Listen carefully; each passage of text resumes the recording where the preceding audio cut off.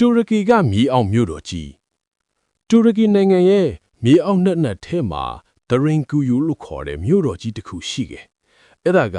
ဒီတိုင်းလွိုင်းကူဒူးထားတာမျိုးမဟုတ်ဘူးနော်။ကြောက်သားတွေကိုထွင်းထုပြီးအလွှာပေါင်းများစွာနဲ့တီဆောက်ထားတာ။လေဝင်လေထွက်ပေါက်တွေစားနပ်ရိက္ခာတူလောင်ယုံတွေအပြင်လူထောင်ပေါင်းများစွာပုံအောင်နေထိုင်နေတဲ့အထိကျယ်ဝေးတာ။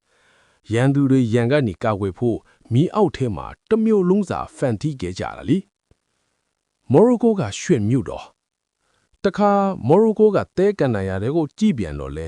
အိုက်ပန်ဟာဒူးဆိုတဲ့နေရာကြီးကထူးထူးခြားခြားထွက်ပေါ်နေတယ်။တမျိုးလုံးနှီးပါကိုရွှေနွေမြေကြီးတွေနဲ့ပဲစောက်ထားတာ။ဒီလောက်ပူပြင်းခြောက်တွဲတဲ့ယာဒီဥဒုကိုယာစုနှစ်ပေါင်းများစွာကြံ့ခံပြီးရှင်တန်နေတာမြင်ရင်တကယ်ကိုအံ့ဩဖို့ကောင်းတယ်။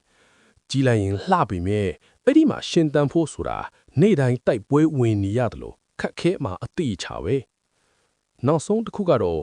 နော်ဝေနိုင်ငံကလောင်ရီဘာယင်းဆိုတဲ့မြို့လေးပေါ့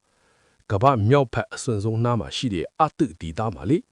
မြေကြီးတွေကတနစ်ပတ်လုံးခဲနေတာတနစ်မှာလပေါင်းများစွာကိုအမှောင်ထဲမှာပဲဖြစ်တန်းရတယ်နှင်းပြိုမဲ့အနေကလည်းအမြင်ရှိနေတာဒီလောက်အစွန်းရောက်တဲ့ယာဒီဥရုထဲမှာတောင်လူတွေကမြို့တီပြီးနေထိုင်နေကြတော့မယ်တကယ်တော့လူသားတွေဟာမဖြစ်နိုင်ဘူးလို့ထင်ရတဲ့အစွန်းအဖြတ်နေရာတွေအထိရောက်အောင်တွားပြီးသူတို့ရဲ့နီလန်းတွေနဲ့အောင်အောင်မြင်မြင်ရှင်းထန်နေထိုင်နိုင်ခဲ့ကြတာပါပဲ